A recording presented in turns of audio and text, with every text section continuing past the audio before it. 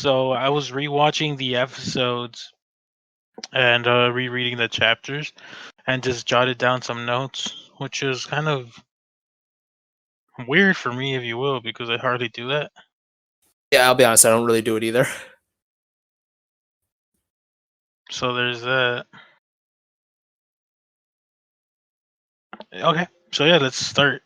Dev, go ahead and hit us with that wonderful intro of yours. What's the date? Oh yeah, 25th of April, 25th guys. of April. Yeah, so All yeah, right. whenever you're ready, man, you can start. Yeah, so 25th of April, guys. Welcome to the podcast. A little bit late. It's 5:30 for me. And these guys, well, no one cares about their time. All right, it's your usual host, myself, Dav. You've got the Canadian, What's up, people? and then you've got this Mexican. Hola, ¿cómo están ustedes? So this is an English podcast. No es cierto, nunca dijimos que iba a ser en inglés nomás. Listen, if you don't get the other Mexican and Spanish speakers to listen to it now, that was all wasted. So now you got to get them to listen to it. No todos los que hablan español son mexicanos. All right, can we just ignore this cholo right here and move on to other stuff? This nigga clearly voted for Trump. Soy biblioteca. No ¿Dónde está caliente. la... Yo, Community was such a great show. ¿Dónde está la biblioteca? Anyway, we already started off horrible. Hi, I think it people. was a great start, if you ask me. What I have you guys agree. been up to? I have had an what is it? Existential. Existential crisis. I've been asking myself, am I a man or am I a Muppet? Because if I'm a man, then I'm a very Muppet of a man. But if I'm a Muppet, I'm a very manly Muppet. I sang that without auto-tune and without actually singing it correctly because I want to make this as difficult as possible. So if you know what I was singing, which I highly doubt any of you will, you guys get to move up a rank. First one, actually, no, whoever does it, because last time it was only like 2 or 3 people. So there's that. So yeah, and then I've also just been chilling, doing nothing. What about I'll be you? honest with you. No idea what you're saying. So basically, this is how it goes. I'm gonna sing it with auto-tune because it's a great song. Am I a man or am I a Muppet? Am I a Muppet? And then it continues like that. I'm not gonna go because obviously we're gonna get copyright strict because that was on fucking par with so the amazing. original. We're definitely gonna get hit with a copyright. With the original. Yeah. So yeah. The original gonna come to you and be like, listen, hey, you can't be upstaging us, bro. My wife actually hates me because that song in particular, I used to have it as my ringtone, and I used to sing it all the time. And of course, she can't sing as good as you, so. Of course, it's obvious, it's a given. But she hates that song with a passion.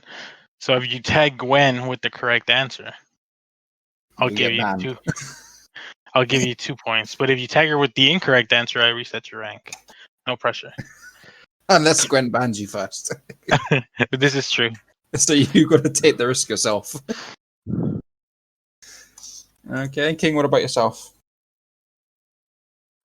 I have been job hunting, so hopefully something turns up for me in the coming days. I'm not 100% certain, but anything's possible. It's been getting a little bit better.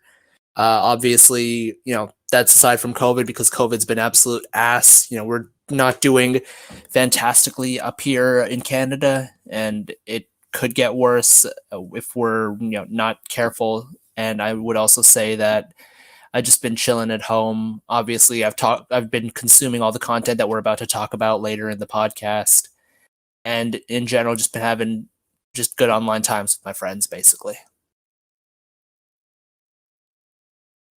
And Dev, what about you? I know you got some major important news for us regarding yourself. Well, work started, so I've been working for the last 2 weeks. Nobody cares about your work. I was talking about that other thing. So the government, they fucked up and gave me more money than they were meant to. And it's basically like an advancement on welfare that I don't have to get, but I get because I can. So on that note, they let me keep it and pay it off over time with no interest. So it's basically an interest-free loan, which is great. So I got myself a new phone. This is the first time I bought myself a phone in my entire life, because I've always just got second hands, because I've never like cared what phone I had. But this is the first time where I've had a chance to just get a phone, and it hasn't really affected my financial situation. So I'm pretty excited. That's going to be good. Going to have a phone battery life that's 100% for like No, 2 it'll weeks still because it's iPhone. it'll still die within a week or two because iPhones are Yeah. trash. Give it like 2 weeks and it's going to go down to like 90%. But I'll enjoy that week of fresh new. Yeah, especially with all the gotcha games you consume. Yeah, that shit's not God. lasting. Oh man, that's one thing I'm looking forward to, but dreading at the same time because I no longer have to use blue stacks for most of them. Oh, and I can have all my images. Yes, images. You're hentai. I got you. Oh, I yeah, respect okay. that. I didn't say it, but yeah, You all didn't of deny that it. I can have it on without having to worry about space. So life's gonna be, and I can use Discord on my phone for longer than 8 minutes. For That longer than 8 is minutes. I think that's the biggest achievement because my current phone, within 8 minutes, it goes from 100% down to about 20%. that's kind of wild. Oh yeah. So What the fuck? That's kind of wild. Super wild.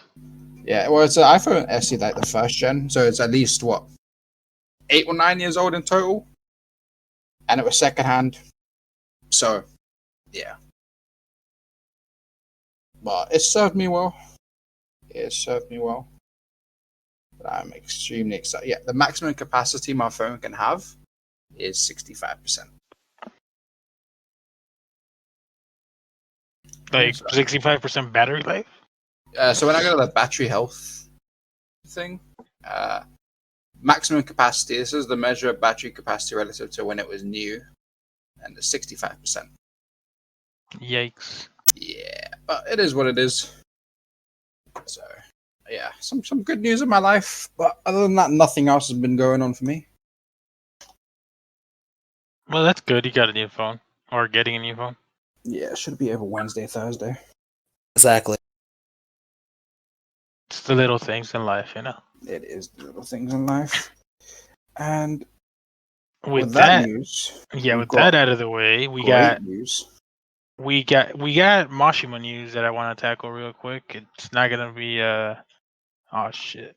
It's not gonna be overly amazing for some because it's a mobile game, but he has a new partnership, if you will, with Square Enix, and he's working on a game with Square Enix called Gate of Nightmares.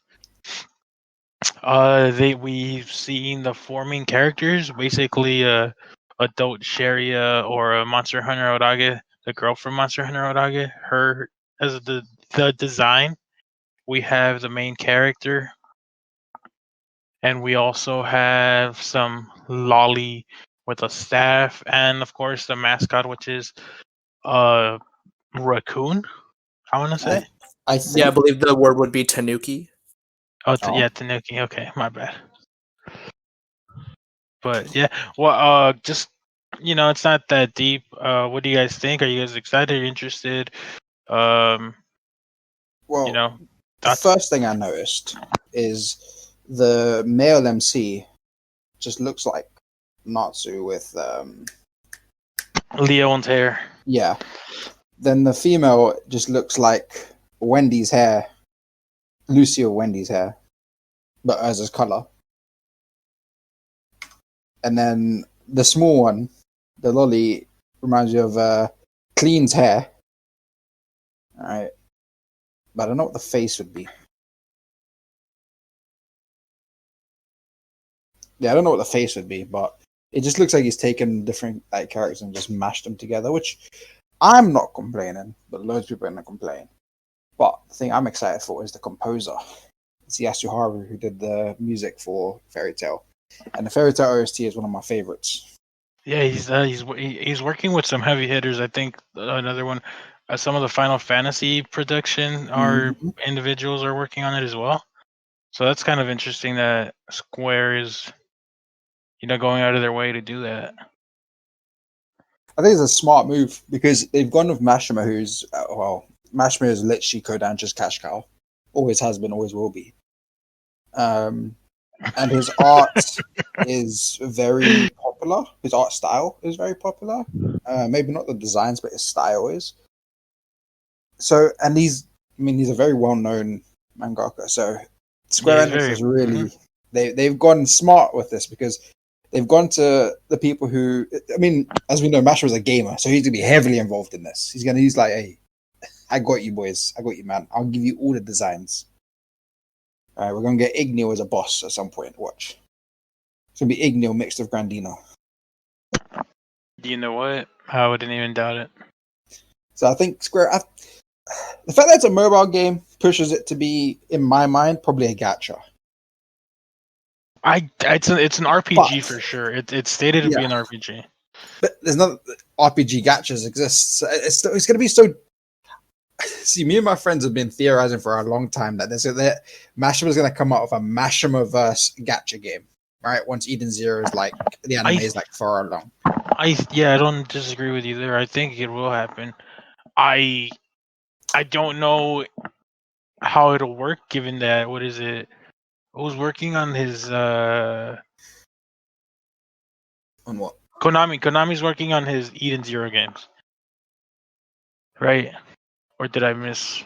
I think it remember. is. But the thing is, it doesn't really matter because with gacha games, a lot of the times, there's always crossovers, and I feel like a Mashima verse would be such a strong cash cow for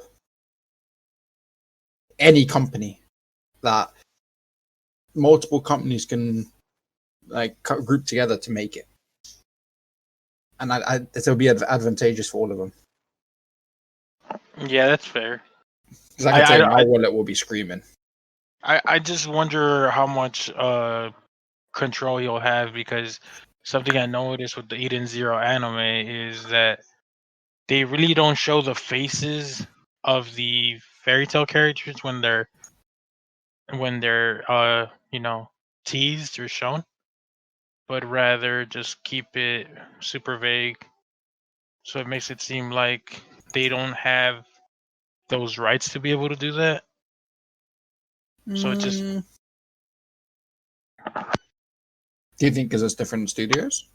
Yeah, that's one of the reasons I think the licensing issue is where, Fairy Tail is A1 Pictures, and I don't think A1 Pictures is letting JC staff actually use the characters in their entirety.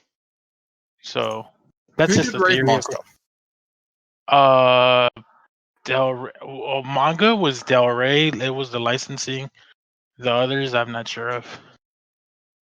Because I feel, I guess it's difficult to say because as much as the author should have the most control and say, it still does come to licensing and legal bullshit as to whether or not you can even use the name. So I guess, there's a lot of theorizing we can do on that, but I guess there's not. Actually, no, because they showed Levi, Jet, and Troy. They showed their face. They did? Yeah, in episode 2. Go to Eden Zero anime. I posted screenshots literally like an hour ago. If you scroll up. Okay, then I don't know. I guess maybe. Yeah, I'm not sure. Levi's right there. Actually, I'll post it here. Yeah, you see him there. Okay, so yeah, it seems it's confusing. Never mind, I have no idea then. King, what do you think?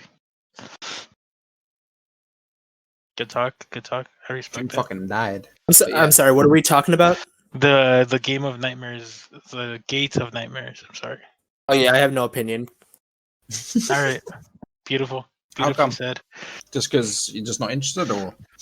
I mean, I legit didn't even know it was a thing up until I saw the Sorcerer Weekly Twitter posting about it, because I don't really play console games or anything. This is a mobile game, bro. I don't play mobile games either. You're missing out on a gacha. Actually, it's not even a bad thing. I mean, I'm not saying they're bad things. It's just not a style of gaming that's ever really interested me. Oh, no, I'm saying it's not a bad thing that you're missing out on. What if Hero Mashima made like a League of Legends type thing? Would you be interested? Well, there is a League of Legends mobile game, but I'm not playing that either. Would you play a Mashima versus Gacha game? If I had a Chance to phone get that all could the support it, waifus. if I had a phone that could support it, and it was not like a ridiculously pay to play kind of a thing, then I Okay, would just be stop open right to there. it. It's a gacha. You're gonna be paying $25. That's for not something. true. Yeah. There's some gotchas that don't But require we'll that. see. Maybe Yeah. not, but it's unlikely if I have to pay too much money for it. Well, no, every gacha is free to play. Every gacha has. Right, a but it's like you're free-to-play never gonna like get the good shit unless you pay through the ass. Whoa, nah. Is that not the general gist of Nope. this? Yeah, that No. is the general gist of it. No. Yeah, you're right. The general, nah, it's not. Oh, we're Because- going on a tangent. We have an action-packed episode today. Okay, that's true. All right, so is that it with the Mashima news? Because we don't really know too much about it. Yeah, it releases this year, but that's about it. But his other two Eden Zero games that are by Konami also released this year. Mashima's making that bread. Oh, one thing, Mashima retweeting a meme that is absolutely fucking hilarious. That is, I don't know if you guys saw the It was meme. great. I did. It was great. It was the greatest thing I've ever seen in my life. He's embracing the memes. He's embracing the fandom. It's fucking amazing. But yeah. Now, like I said, we have an action-packed show. We're talking Fairy Tail 100 Years Quest, Chapter 80, Eden Zero, Chapter 139 and 140. We're talking Falcon and Winter Soldier, Episode 5, Episode 6, and then our overall thoughts on the series. So it's a lot to get to within our little time-constrained 2 hours. Just quickly, Yes. Mashima said that there was meant to be news for both Fairy Tail and Eden Zero. Was this the news, or are we still expecting more? It wasn't that it was gonna be Fairy Tail or Eden Zero news, that? but it's no, because in the author comments at the end of the Weekly Shonen magazine, he said he had news that he's very excited about. He never specifically stated it was related to Fairy Tail or Eden Zero. Oh, okay. So this could have been the news then. On his Twitter, however, there was a phrase in particular where he basically teased that he has more announcements that he can't mention yet. Okay, so we can assume that this was the main stuff for now until later on. Yep. Mashima has all these fucking secrets and shit. Dude, Mashima is just Microsoft this year. Like, Xbox, they're just making moves. Mashima's just making moves left and right. You're not even joking, because he's the motherfucker. 2 games plus now a third one. All right, one's mobile. Well, two is mobile. One's console. Mm-hmm. All right. And plus one the Eden Zero anime. The Eden Zero manga, the Fairy Tale 100 Years Quest, where he does the storyboard for it. And I'm assuming he's working on an anime for that bullshit, because God fucking knows that he loves Fairy Tail. So Yeah, and if I'm going to be honest, I really don't want to keep doing the same prank every year. You gotta change it up, sir. You gotta be mean. I mean, here's the thing. I am being pretty mean because after like an hour passes on Twitter, I have like 40 comments on the tweet or quote tweets, so they're all screaming from my head. So, I mean, I feel like I'm being pretty mean and hurting a lot of people's feelings, but at the same time, it's like I've done it twice now. It's like, how do you guys keep falling for this? The best time to do the prank is when nobody expects it. Everybody's expecting April 1st, so do it June. They're not though. They're not, because they still fall surprised. for it. Look at when we changed the server to friends for April Fools. Look how many users we lost. We lost like 300 people. We did. Like literally, it was so funny. And then they rejoined and they were like, I thought this was a Fairy Tail server. Well, you were fucking wrong. Within 24 hours, we lost like 3 to 350 users. It was so funny. It was hilarious. And people were coming into chat like, where's Fairy Tail? Like, this has always been friends. And like, sorry, bye. And then leaves and we're like, oh, okay. And then they come back the next day. We're like, oh, wait, wasn't this a friend server? No. It's like, no. What? Oh, man. Okay, well, let's...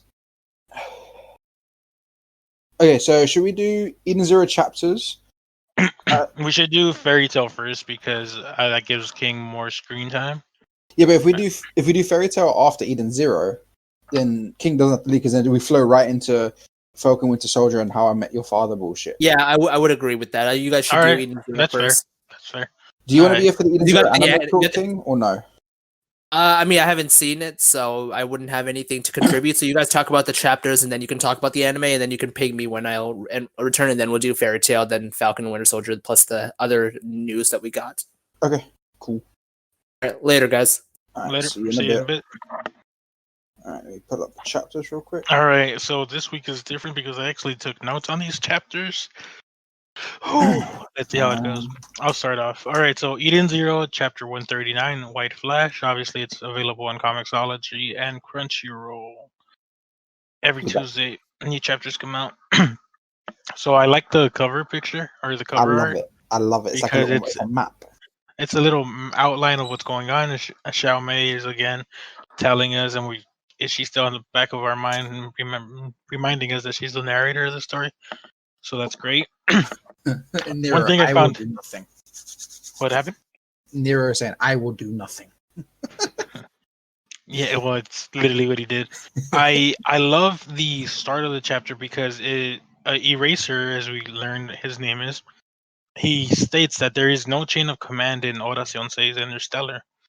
So these people are just essentially the 5 dragon gods from Fairy Tail, right? They're like, yeah, we have common goals, but nobody's in charge. So it's interesting. That's interesting to me because I would assume if they're Oración 6, that they would have like some sort of hierarchy, but they apparently don't. I also like how he's teasing that Nero isn't the scariest in the cosmos because it's just showing that there's more to come, and it's just teasing future events that could happen. I'm not gonna lie to you. When we learned that Eraser, his quote unquote hero name or whatever, is White Flash, I was like, eh. Yeah, I saw it and I was like, Eh. it's a weird name. But then later the chapter, Yeah, but explosions aren't white, so I was like, eh. Well, it depends. They're blowing up ships. The explosion is gonna be more like. Okay, we'll get there. We'll get to that. Well, yeah, we'll get to that. I like what you said though about the Eurasian states having like no actual hierarchy in it. Because it seems like they're all basically on the same level and they all respect each other. But it's a case of, hey, if I feel like I want to do this, then I can do it. Because at the end of the day, what he's saying is very right. Like I feel like I can act and I feel like my capabilities are fine. If it's not, he's the only one that's really going to suffer. And I mean, we've already seen how strong Justice is. We can only assume that the rest of his team is up to his level, if not more. So, if they lose one, it's not exactly like they've lost anything major. And then I'm confused that there's no hierarchy, though. I'm very interested in that. I want to know more because doesn't make sense that they would have a hierarchy. Because if Justice is with that other Oración says individual, and they're like, wait for us, and he's like, no, what the fuck?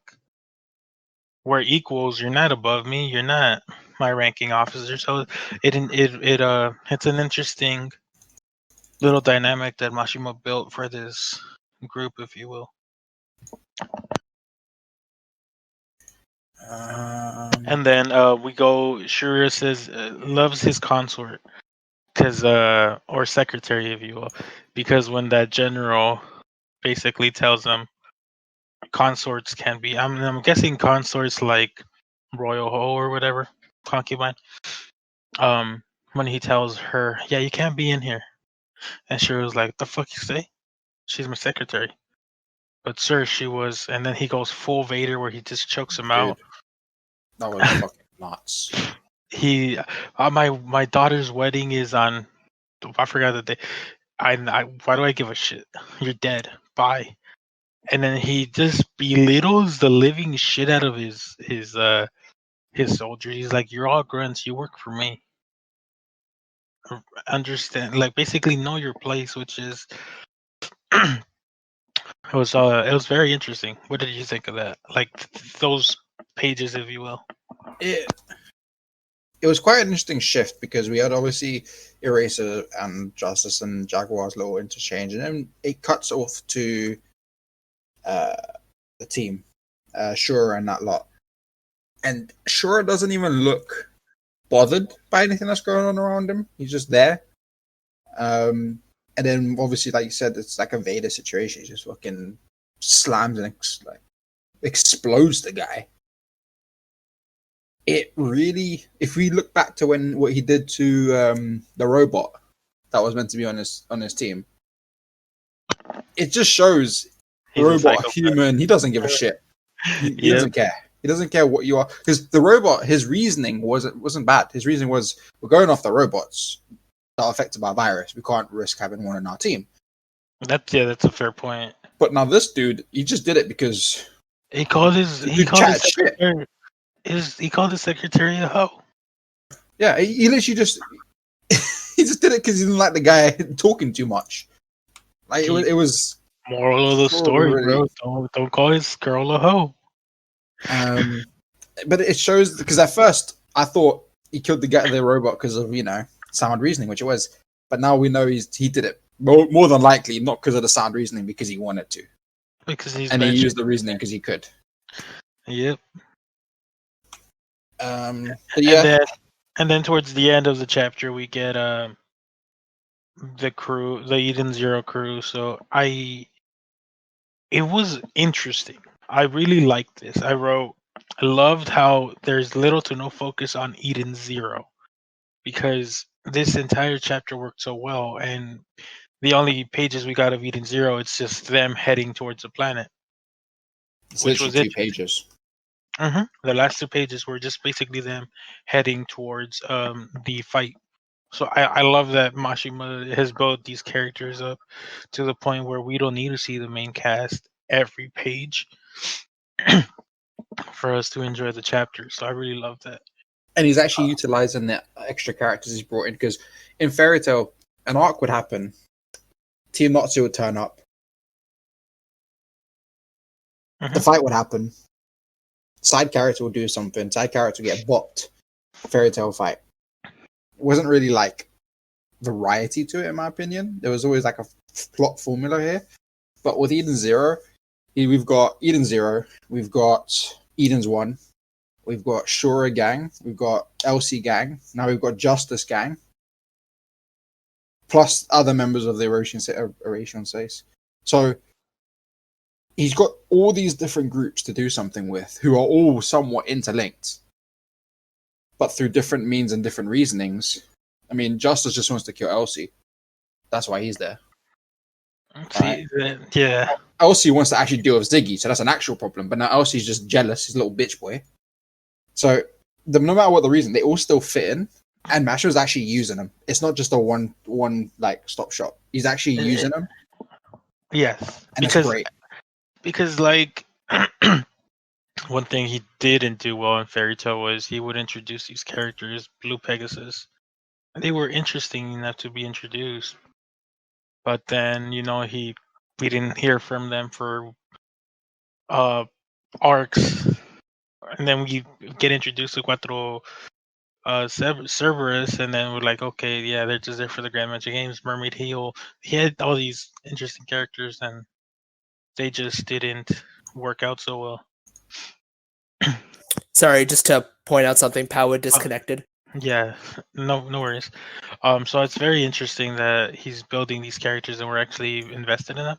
So yeah, overall, just to end this chapter, I would give it a 9 out of 10 because I really enjoyed it. I would lean towards a 10, but I feel like 10s are like for those special chapters. Yeah. Before we end the chapter, just go back to the White Flash thing. If you look at the attack he does, all right. He swipes his hand across, all right, and it creates this white. I'm assuming it's a white light, all right. Correct. And then he does it a few times, and then crisscross.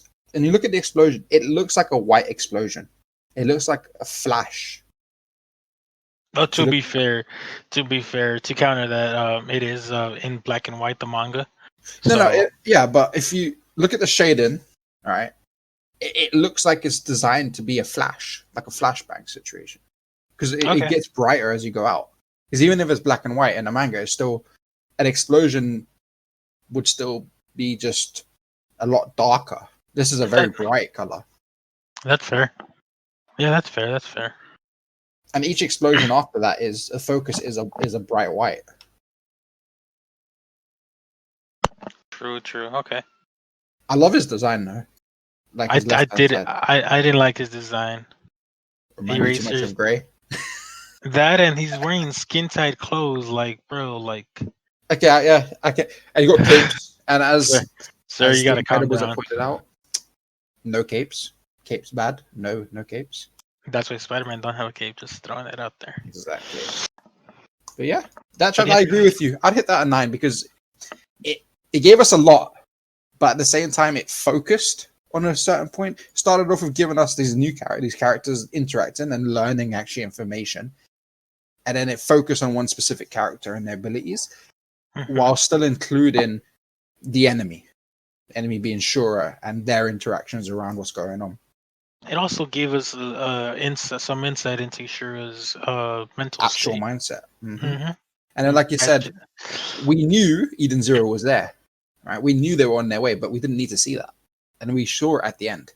So, like you said, he's done really well at giving us this indicator in our own minds that Eden Zero is always going to be there, and the stories develop them so well, especially strength-wise, that they're always going to be going towards that danger.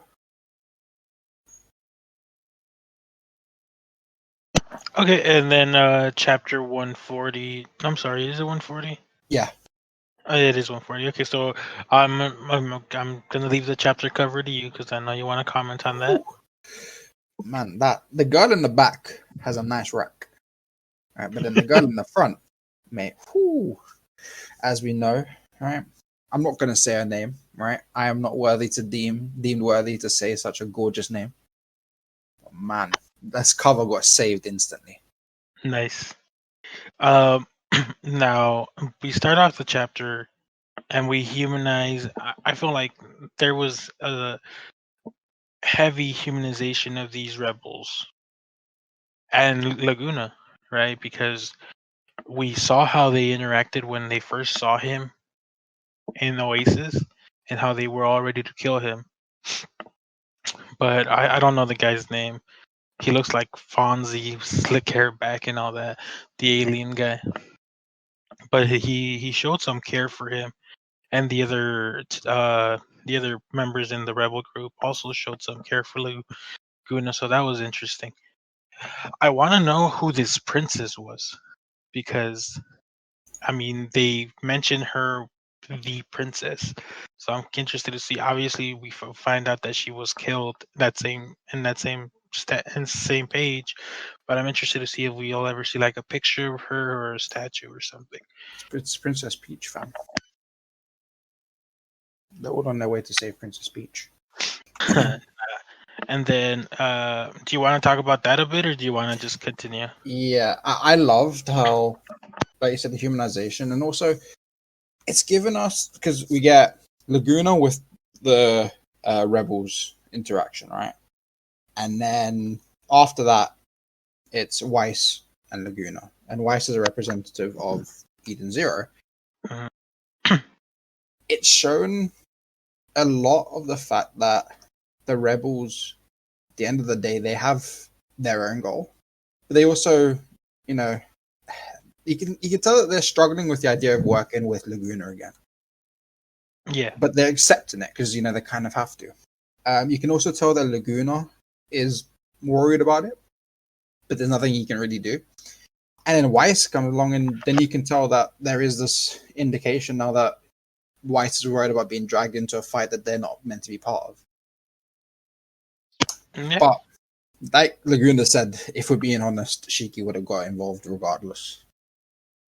Yeah, that's one thing I did want to bring up is that's the next part of after the humanization of the rebels, we do get to this interaction between Weiss and Laguna, and then it for me, I think it paralleled Shiki and Weiss's first interaction, right? Where Shiki's like, he basically does what Weiss did, but unlike Weiss, he didn't threaten to kill or in this case, Laguna. So it's very interesting how much Weiss has grown to love the crew because he specifically said my crew. So he's very he's grown a lot in that sense because before he would just be doing his own thing, not worry about the crew and all that. But so it was interesting to me. And then it also interesting how he called him out, basically saying you're team hopping, right? You're joining the team that benefits you the most at any given moment, and if that causes us to have some casualties, there's going to be a price to pay. So again, this entire exchange between Whis and Laguna showed a lot of the character growth that Whis has had in such a little time, and I actually really like that. Yeah, I think it's And come along then very well. I'm just gonna say I called it, so you could fuck right off with your bullshit. This is the first of many that I'm gonna say I called. Couchbull saying she's gonna stay, that she's a part of the crew. That sure she doesn't have powers, but she is a part of the crew. If I decide, and I wrote this phrase that she said, if I decided to leave whenever things got tough, I wouldn't be living life with you, would I? And obviously this is directed towards Rebecca because Rebecca's trying to tell her this is your last chance to leave. So if you're gonna leave, just leave because we don't want you getting hurt. And I really like Couch Bro just basically saying like, look, I might not be a fighter, but I consider this group to be my friends and I want to stay. So I really like that. And then of course we have I jokingly wrote Homura and Shiki moment where she's basically again calling him a very kind man, saying he's got a good heart and all that. So, and then of course we end the chapter with the rest of the crew getting ready, Clean, Jin, Moskoy, which is giving the battle strategy. And then I loved was it the third to last page or second to last page? A beautiful double spread, right? Where Oh yeah, them it charging said, them basically. "Yeah, let's go. It's time to start the battle." And one thing that I have questions about is Shura mentioned dark gravity, and this isn't the first time somebody says it's dark gravity. So I want to know if it's like, is there a difference between normal gravity and dark gravity, or what the hell? What I think it is, because remember, he was taught gravity by Ziggy, and so was what's his name? Shura was also taught by Yeah, Ziggy, Shura. That's what I mean. So Shura and Shiki were both taught. Um, I don't think it means dark in terms of like an evil versus good gravity per se. I think it's just that because it's Shiki and Shura, because it's actually Ziggy's gravity schooled, we can say. hmm I think it's just how they're able to recognize, because I'm sure we're going to meet more gravity users. And I have a feeling it's a case of they're just able to identify that this type of gravity ether, if you will, hmm is easily identified as something similar to Ziggy. But are Ziggy we is seen as the Demon King, which is quote unquote evil. okay? I get what you're saying, but at the same time, remember Zhao Mei mentioned that Shiki is either the beacon of hope or the harbinger of death. That's true. So So actually, yeah. So there is an indication that it's going to be. so are they just playing up that fact, and that's the reason it's dark gravity, or yeah? Because because I thought what you thought, but then I remembered that wait, Zhao Mei wouldn't have just said that just to say that. Mashima never just says something just to say it, or at least not with the main characters.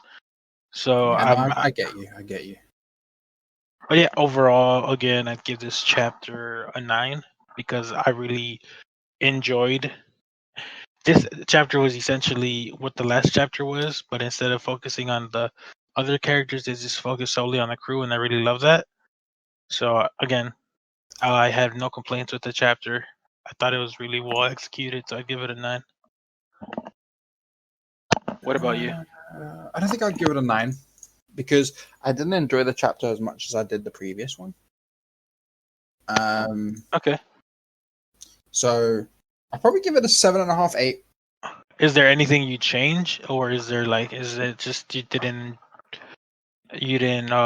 necessarily care for the focus on the team?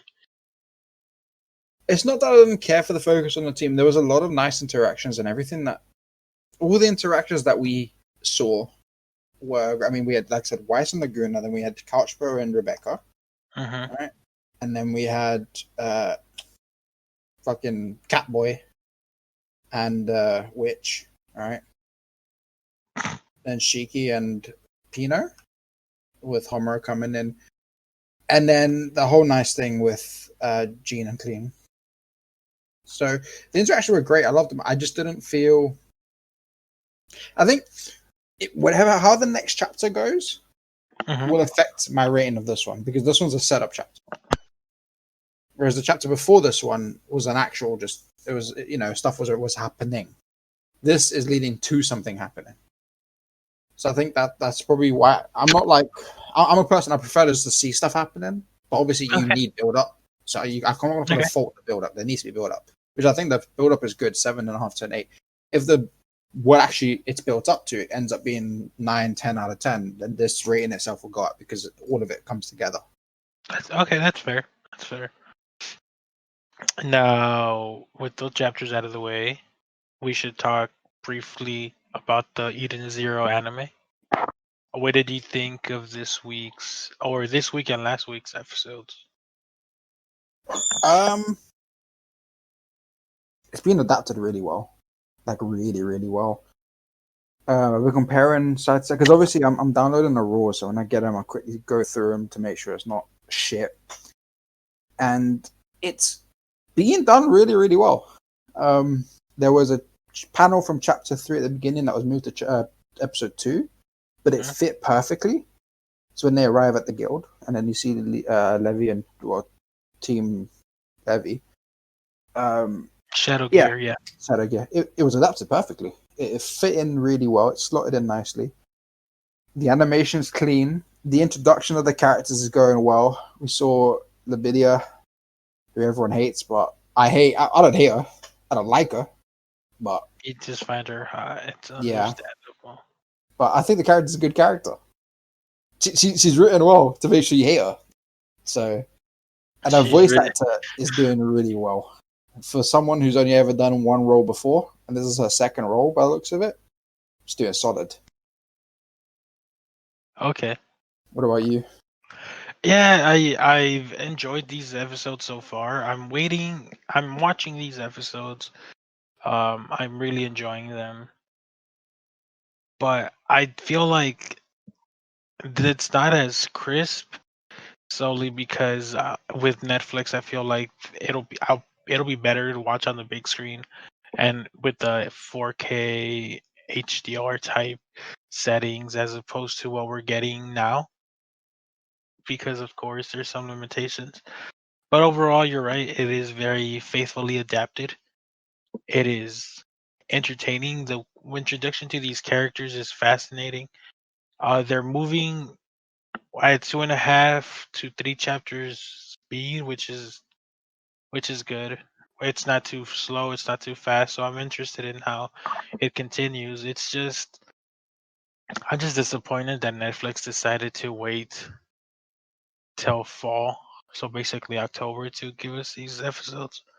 So I feel like my negativity is more towards that, because I did enjoy the episodes. I thought they were great, and I have nothing but praise for what JC staff is doing with the series, because they're doing what A1 Studios failed to do with Fairy Tail.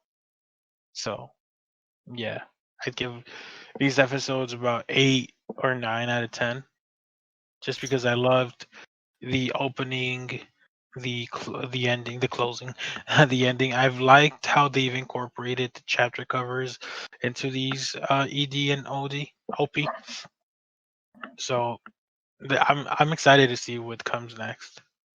Obviously, I know what comes next, but yeah. With just, episode 1 was chapter 1. Episode 2 was chapter 2 with a First Well, panel of episode chapter one 2. was chapter 1, and some of chapter 2, the color pages of chapter 2. Yeah. Episode 2 was chapter 2, chapter 3, and I think some of chapter 4. I don't remember. No, I don't think there was any chapter 4. I know that it was all of chapter 2, and then the first panel of chapter 3 is definitely there. And then there's Okay. a couple of anime extras, like the planet Norma that they arrive on. If I recall correctly, in the manga, it didn't show them crashing. No, it did. It did show him crashing. Did it? Actually, we talked about it earlier, but yeah, it's going at an amazing pace. They are doing exactly what we wanted. Yeah. And I'm happy. Yeah. It's a great. Like I said, it's great if you're able to find very reliable and accurate translations and fan subs, and it's great if you find some bullshit fan subs that don't translate everything, then you're not gonna have a fun time. But it's great. We are quite lucky. So episode 1 was done by 11th Doctor, who's no longer doing it. Episode 2 was another group. And after that, after seeing what in episode 2 and then episode 3, we basically realized that they are one of those groups who doesn't know their source material, and they're just rushing to get stuff out, because then they end up doing a version 2 and 3. And it's like, I mean, they changed 20,000 to 2,000. No, fuck like, that. No. So what we've I got a guy. I got a quote unquote guy, if you will. So Yeah. I So that's shout the thing. out. So Yeah. So that's what again, we're dealing with. Got rid of them now. Episode 3 was done by a few people in another server, and when we got those, Matt in the Fairy Tale server himself also did his own subs. Those have wait, all. Matt translates? No, so what had happened is in AOA there was a guy doing the subs, and he had done up to 8 minutes right before he had to get off. So Matt kind of took him and was like, "Oh, let me carry it on." And someone else also carried on their version. So then Matt finished his, and then so did this other guy. And now we've got both of the versions in the drive, so people can choose whichever one, because one's a text file, one's a .ars file. .s, that's funny. Yeah. Someone actually just messaged me while you were talking that they've actually managed to burn the subs into the episode. So I've put that in the drive as well. So the subs that we actually have now for episode 3, 11th Doctor commented on them in a server about that it was actually quite good. Just a couple wording issues, but nothing that was changed badly. Nothing like 2,000 versus 20,000, No, because in the manga there was no incorrect information. It was just the way that they worded something to make it. It might be that their English might not be their first language, kind of thing. Mm-hmm. Okay, but yeah. It was done, and then I've also had a look at it after. And honestly, it looked good. Compared it to the manga, it was really good. So hopefully those guys did say that they are going to be doing it each week. There's about 3 of them working together, and then they just get the community to quality to check, and people can watch it, and they say, "Oh, cool, done, upload." Hopefully they do that every week, and if they do, we should have reliable subs. Yeah. So yeah, it'll be great. Yeah. Oh yeah. Cool. But yeah, I enjoyed the chapter or the episodes, if you will. I just, again, that one of the issues, I don't have the issue because again, somebody tags me and sends me the episodes with accurate translation and subtitles. But that's one of the issues I have is it's kind of like Jamini's box, whatever the fuck their name was, and Friend. Like nobody's gonna care that the official translation uses comrade or ally or companion or partner. They're gonna care that somebody used the word friend, and that's all they're gonna use for the rest of the time they talk about the series. So that's one of the issues I have with all these fan groups working on Yeah. it.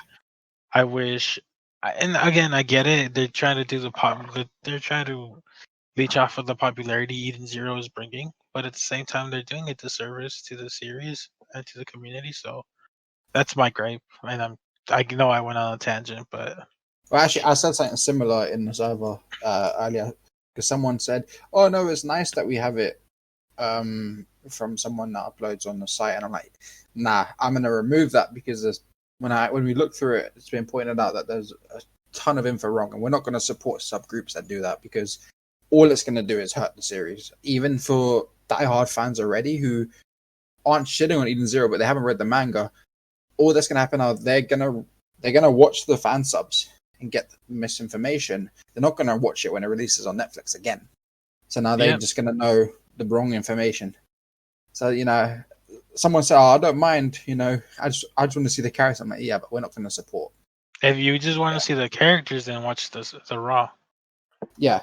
I mean, So it's like, so you can't combine files because we get a sub file on a Raw. So you can't do that on mobile. I'm like, yeah, but we're not going to support shit subs. So where I got it from now, I'm not going to bother.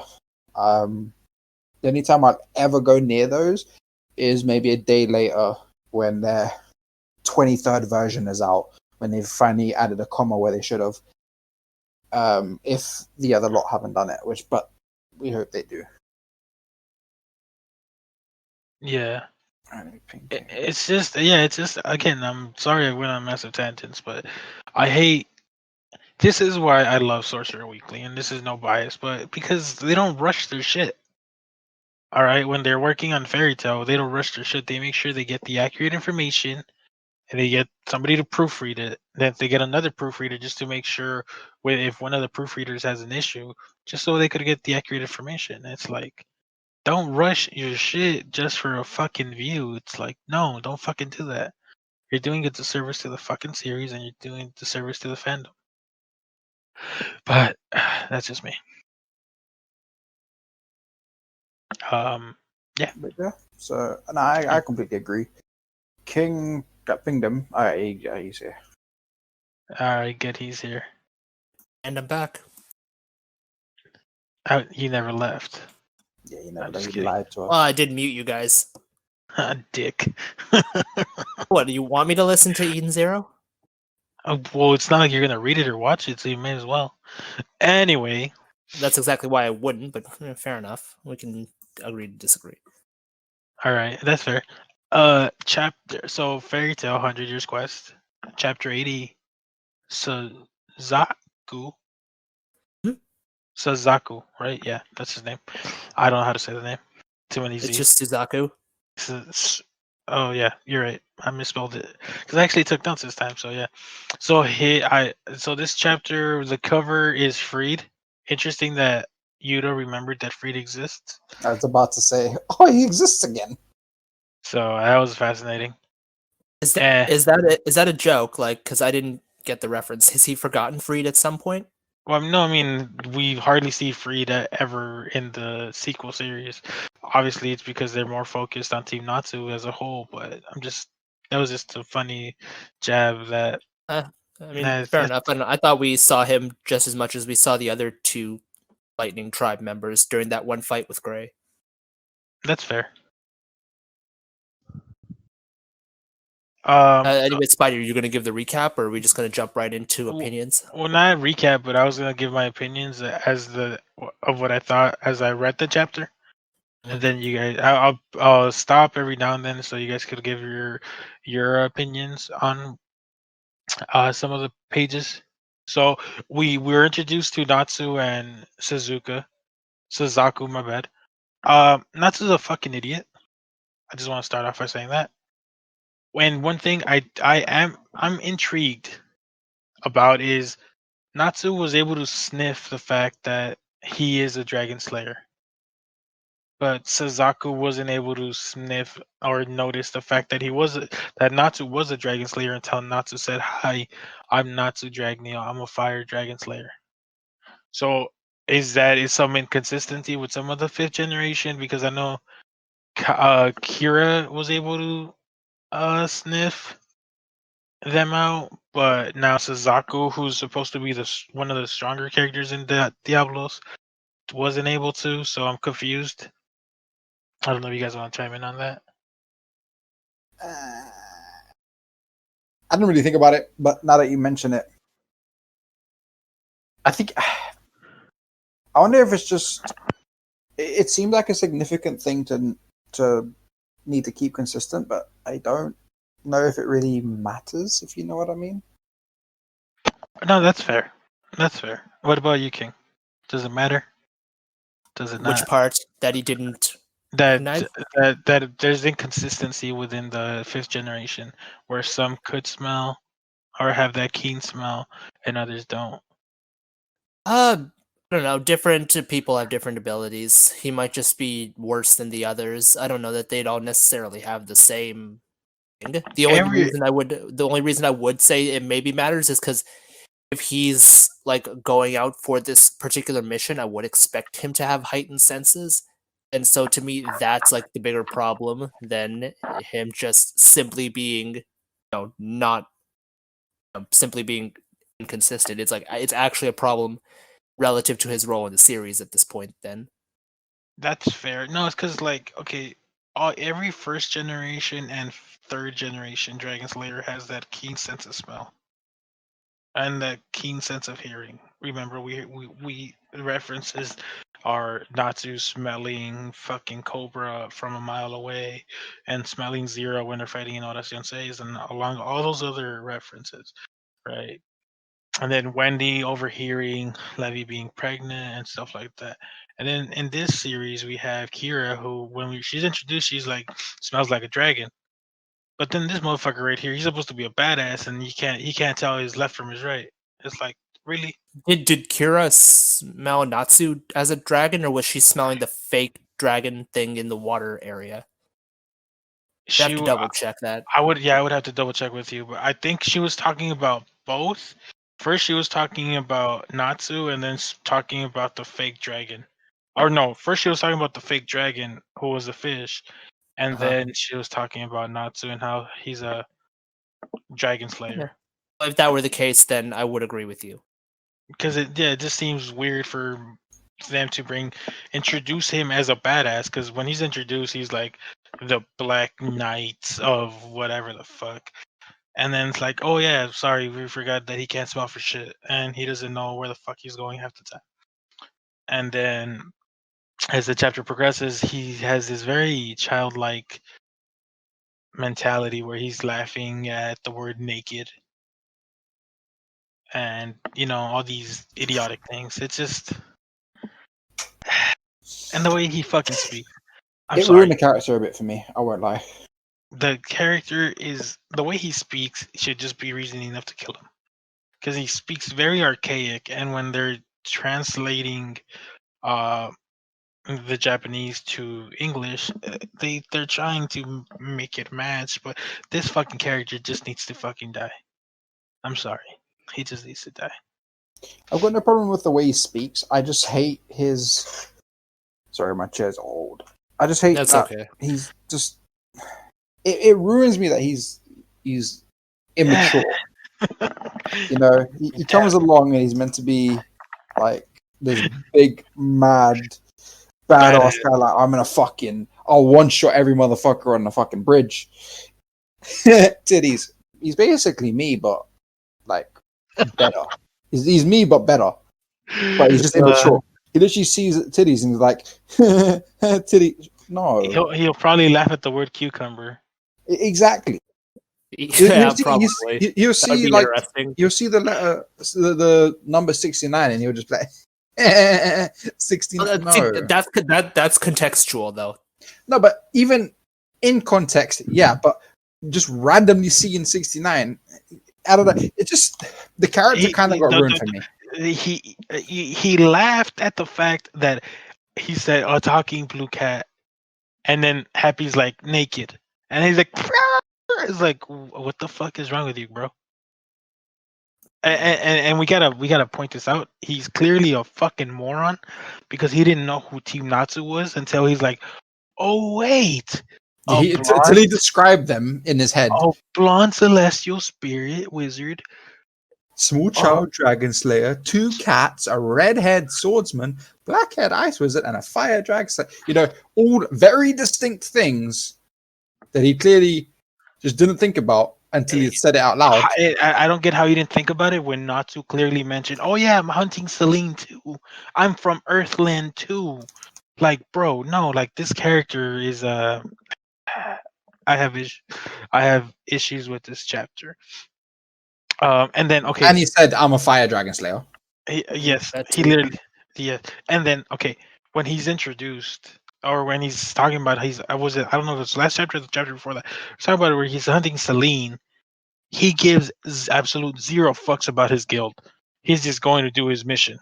And in this chapter, I gotta avenge my guild. You disrespected my guild. You did this to my guild. Like, bitch, at no point did you ever show any care for your guild.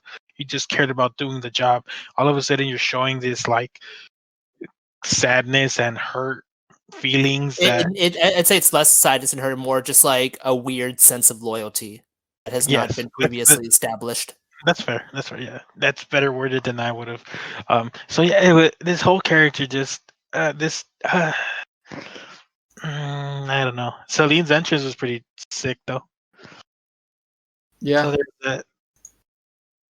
And then the ending, obviously, it teased Suzuka versus Celine, and I was like, I hope Celine one shots you, because I mean, we forgot to talk about the fact that fucking indecisive completely man. wrecked Urza and Natsu. Yeah, I didn't realize how many people hated Natsu.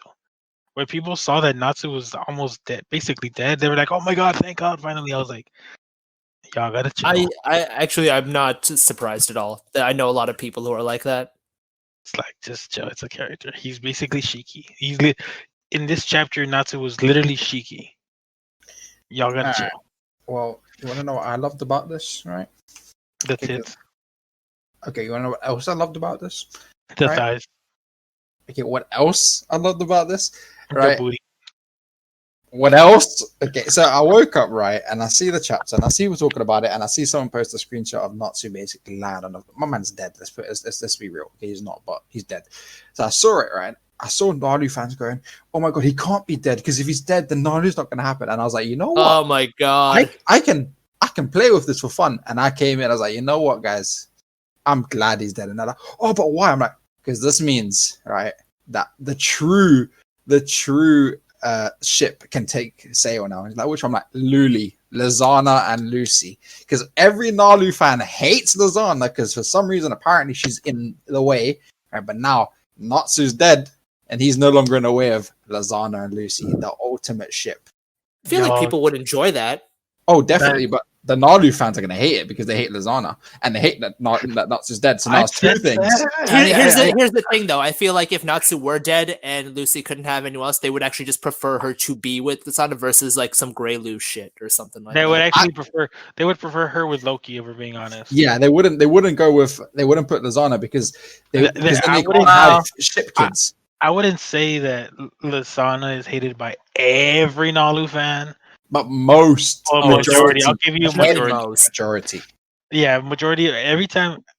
This is one of the reasons I don't read fan fiction, because somebody was telling me that every time they write fan fiction about Nalu, Lizana is always like this bad guy, and it's like, have you met Lizana dies? Or Lizana dies at some point. No, or it's one of those like shitty like AUs where it's like, oh, as soon as Lizana returned from Edalis, everybody in the guild started ignoring Lucy or whatever, and then she decided to leave the guild and go somewhere else and do some other adventure or some generic ass crap like that. And there's so many fucking stories like that. It's really weird. I'm telling you, Luli is the way forward. Luli is the ultimate ship in Fairy Tail fan. First of all, if Natsu dies, Lucy has Natsu Dragion from Edalis. Yeah, but so you mean the married guy who has a kid? Hey, bro, he could be Mormon for all you know. Oh, somehow I doubt that. You may imagine me, but still, like Luli is the ultimate way. I'm telling you now, bruv. I've already annoyed so many people. Actually, it'd be Kana and Lucy, if we're being honest. I'll take that. I'll take that. I would accept it. Luna? Ooh, Why not Luna? Luna works. Oh yeah, because Kana can Luna actually sounds nice as well. Or it could be Kalu, basically Caillou. Yeah, but that only sounds good if you've got a Spanish accent.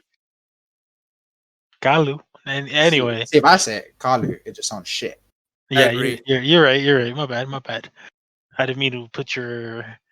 But to go back to a serious note, with They got getting destroyed. dude, I saw Urza go in. I was like, oh, okay, Urza, but never mind. Okay, never mind. It's so broke. Urza stood more of a chance though, because she was able to requip right away and at least take some of the hit on her sword. Not to just my boy just got crucified in public. Dude, she even used her plot armor. She didn't use vibranium or whatever armor it was. She used the plot armor. She used her strongest armor, bruv, and she still got clapped. The sword got shattered. Question: if her sword gets shattered, right? She just buys a new one. But now, you get like the swords that like the fucking Sea Empress sword, right? How would you get a new one of that? This is a tangent, but just quick. How'd you get a new one of that? I feel like she buys those swords. She does buy them, and she also has like a person who makes them. So you saw it in the movie, has a means to get them. She has like a little archive style thing to monitor them in some kind of magic space, so she could get them fixed, repaired. Oh, I guess she would have the blueprints for it. I guess would make sense. Okay, so I mean, her sword gets shattered. I would say someone else has it. Yeah, and the cut as well. If you look at the cut, if you look at the way it's drawn. Right, that shows the detail. It looks deep. It doesn't look like a slice. It looks like a chop. It's just a flesh wound, bro. It's just a flesh wound. For Urza, it is, yeah, because she's Urza. But that's my man was chopping trees, bro. This guy started chopping trees, and Natsu going in. Nice. I mean, this is one of those scenes where he slices Natsu, but it's like you barely see a move, kind of thing. It's like you want to see me do it again. Man, destroy the level of disrespect shown to Natsu was absolutely fucking hilarious. Because Natsu gets all angry, and you're like, okay, let's see what you're gonna do. And Suzuka is like, absolutely nothing. And I was like, damn. How it started? Oh, you're gonna be my friend. How it ended? He's dead. Absolute memes. What did you think of the chapter, King? I would generally agree with you guys about Suzaku's immaturity. I wasn't as put off by it as you guys, but I definitely was like, this is just kind of silly. In terms of the stuff regarding him not being very smart, I agree with you there too. I did actually very much enjoy the scenes where he cut down Urza Natsu. I thought that was nice, and I'm very much looking forward to him confronting Celine. I thought that last page was drawn very nicely. It actually really gets me excited to read the next chapter. So overall, I still think it's like a fair chapter. It wasn't very amazing, but I did not have any there's nothing that I would say necessarily sucked about it. Yeah, the chapter overall was actually very good. I just don't like Suzaku, the character he's being portrayed as. But it's not that it's a bad thing. It's just it's like a nitpick for me. I'm not saying it's shit. It's just I don't like it. It could play into being very not good. I don't mind. Like I said, I don't mind the way he's talking. He's just dumb. He's just annoying. He's just stupidly annoying like that way because he doesn't realize that it's them, and so he says it all out loud. But I can look past that if he ends up, being actually a great fight. I just had a thought of Ignia and him. Don't think it will happen, but that would be great. Spidey, what about you? I'll say what you didn't say. He's a shit character. He's fucking shit. He's probably a fucking 10-year-old. I don't want to call him shit yet. I think it's too early because he's technically only just been introduced to us. This is the first time we've seen him properly. This is the first time we see him in a fight. This is the first time we see him properly. We were introduced to him last chapter when he was talking to the white mage is in the temple thing, whatever. Yeah, but his entire character went from holy shit, this guy's a badass to holy shit, this guy is basically Jacob from the Spriggan. Just show him a chest, and he'll be laughing. Just say the word naked, and he'll be laughing hysterically. Yeah. And it's like, yeah, you kind of ruined the character for me in that regard. So, kind of hope it gets one shot next chapter, not just because one, he dies. Two, it makes it easier when they translate the chapter, and three, because it would actually make Celine feel more powerful, and it'll stack the odds even stronger against Team Natsu. So it would be a nice build to see how they actually are able to defeat her. But eh. Overall, I would give this chapter like a 7. What about you guys? I feel like 7 is a fair number. Yeah, I can agree with that because it was a nice chapter, but then it was ruined by some aspects. But then it was redeemed by some aspects. So it kind of bounced back and forth. So 7's a very fair thing to say. Yeah, I enjoyed Eden Zero chapters a lot more. I waited 2 weeks for this chapter, and so yeah. At least the next one looks like it's shaping up to be pretty good. Unless he does a Mashima, and he gives us the fight, but drags it out for 14 chapters, like he did with Tartaros, with Igneal and Acnologia. But anyway, that's those are the chapters. Really go with there. I think that's it. Really. We are talking about. So now we're talking about. Wait. Do you want to cover the How I Met Your Father shit first, and then we'll do Falcon Winter Soldier last? That's fair. Can do that. Okay, I'm a mute. Just ping me when you guys are done. No you're not going to participate? I haven't seen How I Met Your Mother, so fair enough. It doesn't really have any. All right, no worries. We'll catch you later. The fuck out of here, Deb. I'm just kidding. Anyways, for those who are unaware, Hulu has recently announced that they're going to be producing a spin-off to How I Met Your Mother called How I Met Your Father, and it's going to star Hilary Duff, whom I'm sure most of you know as the teen sensation Lizzie McGuire, and she's done a bunch of direct-to-video movies that were all pretty garbage. She's done a lot of songs that mostly kind of suck, but apparently she's still the idol that every teenage girl from the mid 2000s looked up to. In her defense, she is the only Disney actress who came out sane. Oh, I mean, there's a couple. I think she's the most successful of the ones who came out sane, but not everyone went to shit. That's fair. But yeah, that's in her defense. All right. So give us the news of this news that Hulu. Like, is there a synopsis for it, or is it just? No, they haven't announced any synopsi, whatever yet. They've just said, we're doing this. This is a spin-off. We've got Hilary Duff in negotiations for the lead role. They haven't announced any cast members. They did announce that Carter Bays and Craig Thomas, the original showrunners, are apparently signed on as executive producers or something to that effect. So Okay. That's really all the information we have so far. I just wanted to talk to you about it because I know you and I are both people who did enjoy the show. I watched it a little bit more recently, I think, so I'm a little bit fresher with it. But obviously, you have plenty of opinions on it, and for my money, it's more like I don't mind the idea of How I Met Your Father, but to me, like, there's a couple of things I want to bring up. Number one, it feels like it's a little bit too late. Like, people are already still very sour about the ending of How I Met Your Mother for understandable reasons. And it's like, what does this do to alleviate that? Are you really going to be able to recapture fans? I mean, I'm sure some people will a lot of people will probably tune in for like the pilot.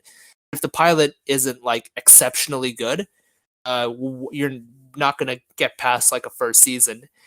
Secondly, when it comes to the essence of How I Met Your Mother, here's the thing: it was an original idea at the time. The humor was unique at the time. Yeah, the setting was a little bit generic in that it was very heavily influenced by like Friends and a little bit of Seinfeld, even. But like, here's the thing: like, the style of comedy is pretty unique. The narration stuff is not actually something you get in sitcoms for the most part. So if you just try to like copy those same things and place them over How I Met Your Mother, regardless of Hilary Duff's talent, because I'm not saying I know I was pretty harsh with that stuff, but I'm not saying she sucks or nothing. She's fine for relative to like the Disney era or whatever. But I just don't really see that like getting many audiences. I think you would really need to do something like totally fresh, but there's a weird balancing act because you have to obviously be a spinoff of How I Met Your Mother, but if you're too much like How I Met Your Mother, you're just going to look like like a silly clone of some sort, and it's not going to be particularly effective. Yeah. Okay, no, that's fair. So I have a lot of questions. One, who is she playing? Because if she's playing Ted Mosby's daughter, why not just get Alexandra Daddario to come back as the daughter? That was not the actress who played the daughter, for one thing. Oh, it wasn't? I No, thought it it was was. no, it wasn't. It was I don't remember. I don't remember her name. I'll be honest. Like I'd have to Google it. It definitely wasn't Alexandra Daddario though. Though I can see where you got that idea from because they do actually look kind of similar. Oh, give me a sec. Okay, so and then it's a spin-off. So who's the? Oh, it's Lindsay Fonseca. My bad. I'm sorry. Okay, there you go. Yeah, actually, I So yeah, remember that name now. Yeah, she, and David Henry played the son. Who David Henry was also. He later went on to be a big guy on Disney movies and yeah, TV. correct. Yeah. So yeah, Lindsay Fonseca really does look like Alexander Daddario. So I apologize. Um, if she is playing the daughter that Ted had, why not get her coming back? I don't That think she is playing the daughter that Ted then had though. this leads to my second question. It's a spin-off. So what characters are returning? Because in a spin-off, at least one character returns to Well, one. I wouldn't say that a character necessarily has to return. I think it just broadly has to be set in the same universe. Okay, that's fair. I wouldn't call that a spin-off, but I I mean, I kind of would because like think about Frasier and everyone Cheers. loves Raymond. Oh, yeah, my bad. Everyone loves Raymond. What's that a No, spinoff no, of? no. You're right. You're right. My bad. My bad. I'm Yeah. Anyways, no, like, well, Frasier was obviously a side character on Cheers, but he became a main character, and then he got his own show after Cheers ended. And I don't know how many Cheers people returned for the show, but it is in the same universe. It's only that they had the one thing. But where I would see How I Met Your Father. This is how I would do it if I was doing How I Met Your Father, because I actually had a lot of ideas like, oh, if I ever got the chance, whatever, would I do it? What I would do is I would actually have like a new set of characters, but I would have the original character actors like returning, playing their own characters, and randomly showing up to give the characters advice during the difficult points in their lives, and not just like Robin or Lily or Marshall or whoever, but like, okay, I've done this on Twitter a couple of times. I've always said, and this is the hill I will die on when it comes to How I Met Your Mother. But to me, Victoria is the one that he should have ended up with. I love Tracy too. She's easily like she'll always be a close second in my book. But relative to where she ended up in the series, Victoria basically after Ted made a stupid decision near the middle-ish of season 8, she went back to Germany but then like you remember she was actually offered a thing in Denver, Colorado, to run a bakery there. So like let's say I were doing How I Met Your Mother, I would actually like have the actress return, play Victoria, and at some point the characters in the new characters would take a trip in Denver, be in a new bakery, and then she'd appear, and one of them is currently going through a hard time. She'd give them advice about how she was with a guy and things ended up not working out, but it's okay because she met another guy and he was one for her and had kids with him and stuff like that. And that helps the current character who's having trouble get beyond his problems or her problems. And you would do this with Marshall, Lily, and Robin. And obviously, those would be like the most significant because those were the main characters. But generally speaking, this is how I would treat a spinoff if I were not getting like a returning cast member as a regular. It's not like most of them are doing much of anything anyway. I do think like they're more like movies these days than like anything else. Like obviously Kobe Smulders had a big thing after How I Met Your Mother with Marvel, and she also Alison has a Hannigan show, does some movies. and she also has a show on ABC. I forgot the name of the show, but And it's Neil based on a Patrick comic. Harris keeps showing up every now and again doing random things, but he's mostly like movies and cameos these days. And Jason Segel was the only big actor, if you will. Ted Mosby's character, I don't Well, know. his actor is mostly doing like directing these days. So who knows if he Okay. wanted to come back and direct an episode. Interesting. Okay. Another thing, the comedy in How I Met Your Mother would definitely face cancel culture. in 2021? I would say it's not so much the style of comedy as it is the specific things that were used, because it was very common back then to like Oh no. openly say things like tranny or whatever other types of words that would be considered very offensive nowadays. So I'd say like you could still use the same style of comedy, you just have to like avoid certain language. But I agree with you, cancel culture is bullshit. I was talking more about Barney and his antics. I feel like Oh, if you have and what you said is also a valid point, but I feel like his character type would definitely face backlash. So you'd have to tone it down, I would say. yeah, you would have to tone it down massively because I don't even know why it works so well for Barney. Because I think it was just because Neil Patrick Harris was the one doing it, and people were he had the charisma to do it, because like Barney was not originally meant to be a main. Well, he was meant to be a main character, but what you'll notice if you go back and look at like clips of like the commercials for How I Met Your Mother, most of them actually seem to be about Barney. They don't even really talk about Ted that much or the other main characters. They're always about Barney doing Legendary, Suit Up, this and that, 83%, blah blah blah. yeah, I don't know. It was not something that the creators expected, but I believe this is called the breakout character. I'm intrigued. I just want to hear more. Like you said, they are going to bring back characters because every spinoff, just to prove the point that they are in the same universe, will bring back I hope characters. so, at least. So I'm intrigued. I want to know who Hilary Duff's character plays, and I will say this: if she is playing Ted Mosby's daughter, because I feel like she is playing Ted Mosby's daughter, because how much money? I will say that I don't. She isn't, and here's why. The show is actually. I did read that the show is going to be set in 2021 if they get it off the ground. But by the year 2030, in the series of How I Met Your Mother, the Ted Mosby daughter is still a teenager, so that just wouldn't work. Okay, I will. Yeah, and I would also like to add that there's a theory floating around the internet. I don't know if it's a theory per se or just some stupid joke that fans are coming up with, but they're basically saying that Hilary Duff's character is going to be the 31st girl that Barney slept with that one time and who he ended up having a daughter with. And I'm just like, please, for God's sake, no. That would, in my opinion, be legitimately worse than the ending of How I Met Your Mother, that we went through 9 seasons of a show and she just ended up being a one-night stand for a dude and she never actually married him. She just had a kid with him. Like, to me, that's just like even worse. That no, please no, and then Barney would be what his father was, and Barney. I mean, maybe no. Well, I believe Barney was actually a part of the kid's life, but he never actually married the girl. But to me, if you're doing this whole series, like they have to get married. That's just what audiences want, and it's not. And it's okay to subvert audience expectations, but if you're dragging us along for this long of a time, like there has to be like very like rewarding payoff, and that's part of the reason why people hated the ending of How I Met Your Mother, because of the whole Robin Tracy situation not being rewarding for people who sat through the whole show. You didn't like that the wife was actually just in one episode and then the rest was a fucking PowerPoint slide? You didn't like that? She was in the whole 9th season, not just one episode. She was actually a very regular character. She was even added to the main cast credits at the end. I know you're trolling, but you know what I mean. Yeah, fuck that final season. It's no. I mean, I think most of the final season is actually pretty good. It's just the ending, that like the last 10 minutes or whatever, that was just ass. All right, so I'm intrigued. I would like to add one other thing.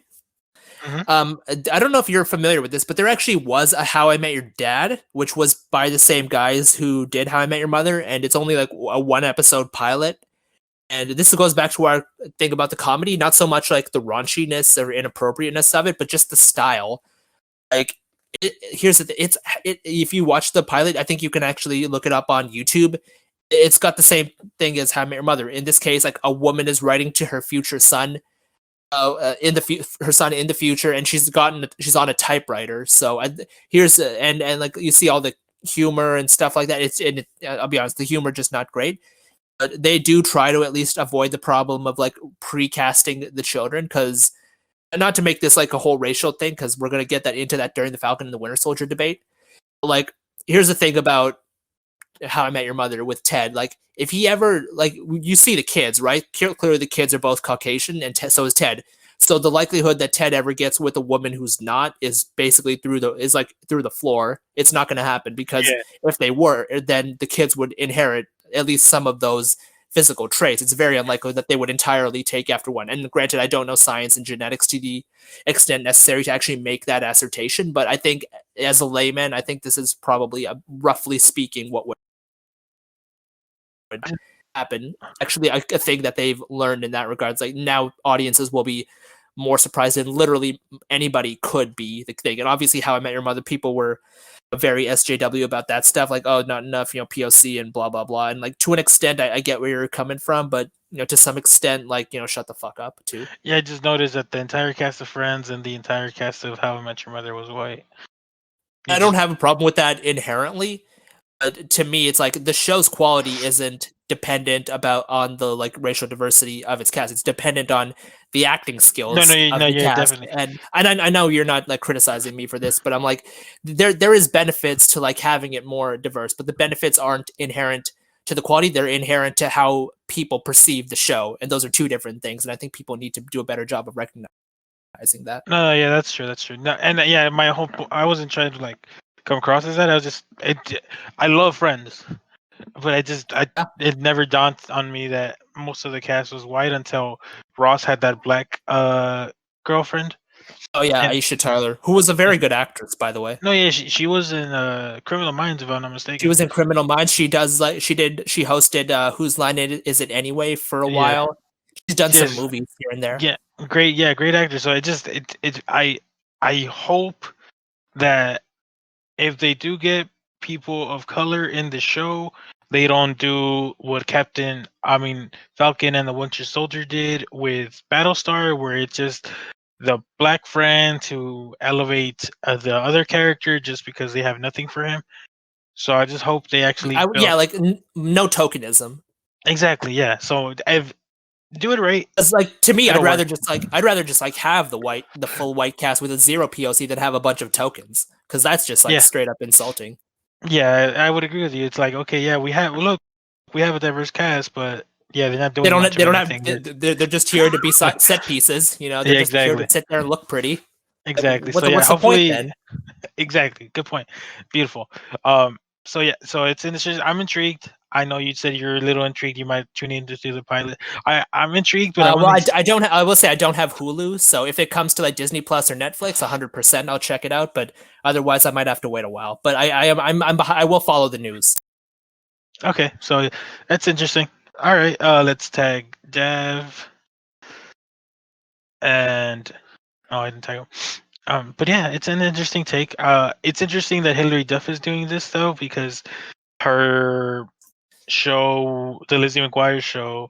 Oh yeah, they were gonna do a reboot of that, and then they just like canned the reboot. And then I don't know what's up with that story, but yeah. they canned it because creative differences. Hilary Duff wanted a more like adult, mature character piece for her character. Oh, and did the audience or did the creative team just want like, oh, Lizzie McGuire as an adult? Because I don't think I think some fans would like that, but I think some fans would also want it to be a little bit more mature. Yes, I know. So yeah, what I'm getting, what I understood from it was that Disney just wanted Lizzie McGuire, but as an adult, and Hilary Duff wanted Lizzie McGuire as an adult, but like with mature themes and like problems that she would be experiencing as an adult, as a mother. So yeah, let's put it like this way: Disney wanted Lizzie McGuire as an adult, but Hilary Duff wanted adult Lizzie McGuire. Fair. That's beautifully. To be honest, I don't even know if that's like, it might even be the other way around. I don't fucking know, but yeah, it was creative differences, and one could expect that. So, anyways, Dav is back, so let's move on.